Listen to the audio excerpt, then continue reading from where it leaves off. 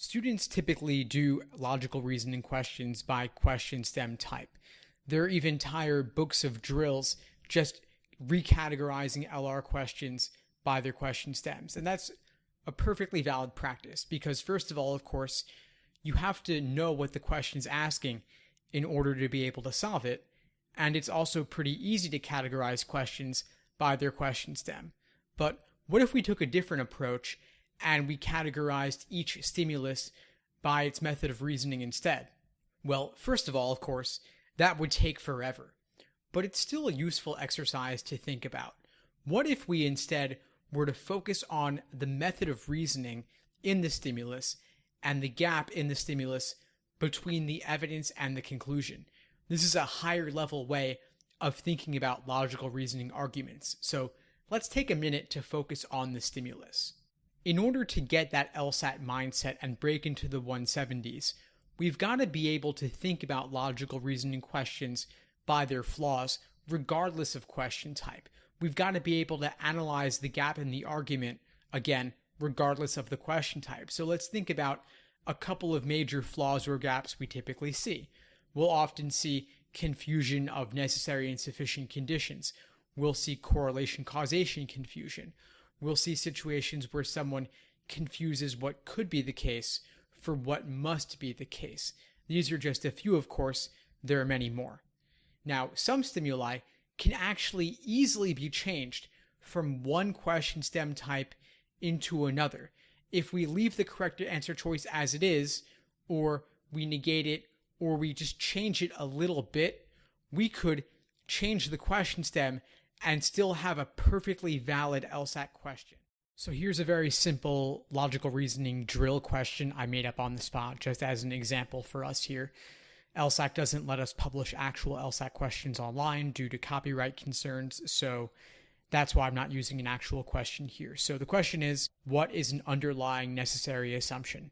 Take a moment, pause this video, and think about at least one underlying assumption, and then we'll talk about it. All right, so here's what I've come up with. The argument assumes that the reviews weren't all left by friends and family biased in favor of the restaurant owner. If we negate this and say the reviews were all left by friends and family who were biased, then that would destroy the argument's validity. It would destroy the conclusion that we should eat there simply because of the 5-star rating. But like I said, we can translate this argument into a different question type. That's the higher level logical reasoning strategy where we look beyond just the question stem to think about the gap and the argument as a whole. What if we were to turn this into a must-be-true question? It must be the case that the reviews are a reliable indication of the restaurant's quality. That is an inference we can derive from this stimulus if we take the stimulus as given. What if we turn it into a flaw question? We could say the argument is fundamentally flawed because it fails to consider the possibility that, or it assumes that, the reviews are a reliable indication of the restaurant's quality. It fails to consider that the reviews may not be a reliable indication of the restaurant's quality. What if we turn it into a strengthening question? It would strengthen the argument if we learned that Yelp had highly advanced filtering technology to remove any biased reviews, so any that remain are perfectly reliable. What if we make it a weakened question?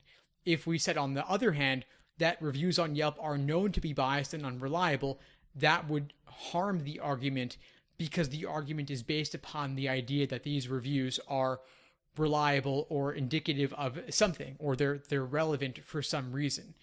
We could also turn it into a resolve the paradox question. Let's say the stimulus said, we have this one fact, 5-star review average, but we have this other fact, this conclusion, that we should not eat there. How could it be the case that the restaurant has 5 stars, yet we shouldn't eat there? Well, it would help to resolve this seemingly confusing situation if we learned that the reviews are known to be biased and unreliable. That would help to explain why someone would not want to eat at a restaurant even though it had 5 stars. Of course, There are many other gaps in this argument. Maybe there's only one review on the Yelp page, and so this is not a large enough sample size. Maybe the restaurant serves a cuisine that we don't want to eat. Maybe the restaurant is not located conveniently near where we live. Maybe the restaurant is too popular and we'd have to wait a few hours just to eat there. So there are lots of reasons why this argument might be flawed or might be open to question. What I've given here is simply one example. The reason I give you this example, though, is because I want you to start thinking beyond just blindly applying techniques that would apply to a strengthened question or a weakened question or a flaw question. I want you to think about the reasoning in the stimulus itself and to thoroughly understand any gaps contained within the argument, because that's what it takes to score into the 170s. That's what it takes to see the LSAT from the test maker's point of view. So keep this in mind as you move forward with your LSAT logical reasoning prep.